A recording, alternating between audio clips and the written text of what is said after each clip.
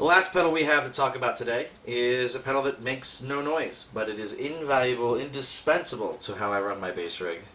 And many others actually use them for those purposes too. This is the Boss Line Selector, or as it's named, the LS-2. Now what this pedal does is it gives you mixing options, and it gives you plenty of them. We'll start with the basics. On the side here, there's 3 jack holes. And on this side there are 3 jack holes. So, what does it do? Well, you've got an input, and you can see this is chain A and chain B, and then input and then output. So what you do is you plug your bass into the input, and it's in this pedal here, and then there's a send for chain A and chain B. Now, what the 2 of those do is it gives you options to route, say, send A to octave fuzz filter, and then it comes back and it goes into the return, and then output send B can go to synth fuzz filter, and then back into the return for B. And then you've got options, different modes you can select. I'm going to try and get a close-up of this. So, first mode we have is A or B. When you've got this pedal on, which actually I'll plug in for you. Okay. You got this pedal on. Oh, you gotta have it on jack. Okay. Yep. So, there we go. Right now, the input is being routed to B. If you click on it, it gets to A. See the green LED?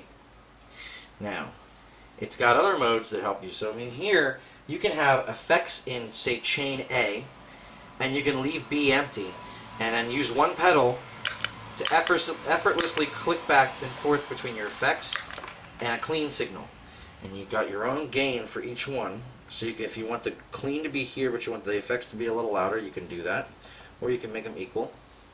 This one here, you can do by having, say you have 2 chains of effects, but you know you're not going to need to use the one.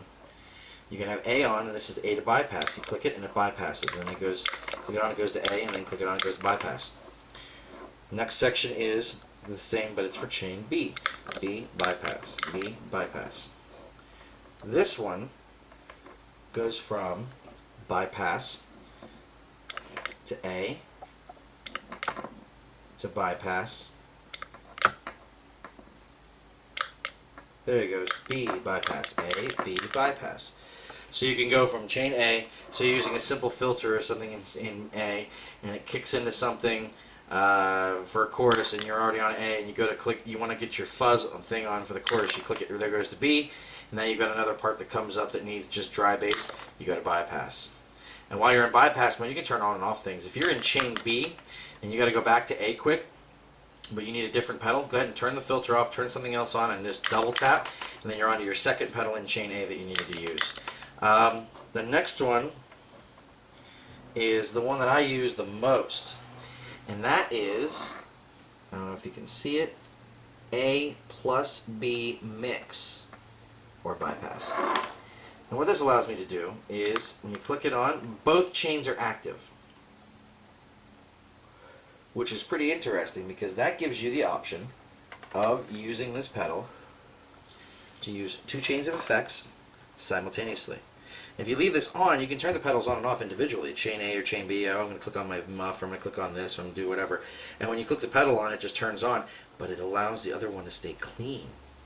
So you can run 2 effects chains and either stack effects or run one chain and leave the other chain closed without having a pedal on. Or you can run every effect pedal you have simultaneously and then squish back together, which I thought was pretty cool. And the last section is output selection, which allows you to just go through and change different ones. That being said, I know it's dirty, I don't care. There is this jack here, which is the output. So you have to make sure that these are either have a pedal in them, that it has to route to the pedal and then come back, or if you leave it empty and nothing plugged in, it will still function, it'll just be bypassed, it'll be dry. So if you use the mix and you have both on, A has your pedals, B is clean, it'll just do clean blend. Now, a lot of people have been talking about what the pedal is good for and what it's useful for. In my opinion, the pedal is very useful for one thing that a lot of people take for granted with their bass rigs. And I'm going to show you what it really helps out with if you have to have this pedal. It is very useful for putting your clean blend into the signal path with a distortion box that cuts lows. One that I would advise you not to buy unless you're using something like this. Now, that being said, there are other options out there. This is not the only one that does this. I think Badger has one, or I honestly couldn't tell you. I've never really looked too far into them, but there are other switchers out there, and there are other ways you can do this, and blenders and things of that nature. But this is the cheapest that I've found. This is the most reliable and cheapest, easiest to power, easiest to hook up, easiest to understand that I've found. These you can find for 50, 60 bucks used all day, every day. I think new they were like 90, maybe 120. They're cheap, and even though they don't make sound, they can make what sounds you're making better. It's indispensable. And in my opinion, if I had to start a pedal board all over again, if somebody took my pedal board, this is the first thing I would buy, because I know that everything else after that is going to fit into these two chains in some way, shape, or form. And I'm going to need this to get the sounds back that I lost if my pedals are stolen. They hold their value pretty well. If you buy one used for 50 bucks, you'll tend to get 50 bucks out of it unless you run it through a hurricane or something like that. They're simple and they're easy. It does run off battery power. Unlike some of the other Boss, well, actually like some of the other Boss pedals, you do have a power outlet. So you can get one of the jumper cables and send it off to something. Since it doesn't have a sound in it, it's just a switcher. It's just opening and closing these ports here. You can run power in, and then it will power another Boss 9-volt, piece there. Normally they come with the standard rubber bottom. Mine has Velcro on it. Has been since day one. It's a durable box.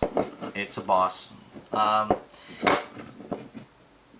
For dollar signs, I got to give it a 5 out of 5.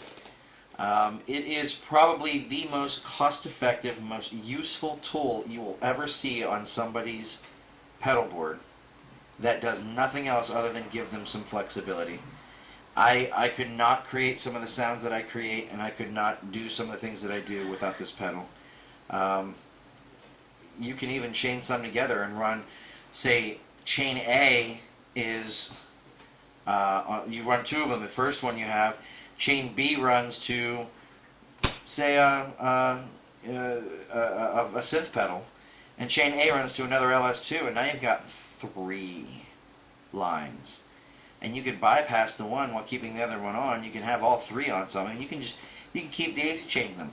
Another thing that you can do is you don't have to necessarily return both to them.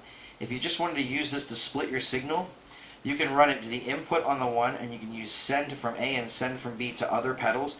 It'll pass the signal through, and you're good to go. You won't need to worry about setting things up differently. You just have to turn whatever pedal you want on or off, and life is good.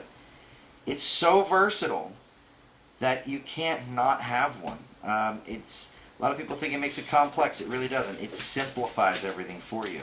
As long as you are capable of looking at the pedal and having it do what you would think it would do, there is no replacement for it. And I say 5 out of 5 dollar signs.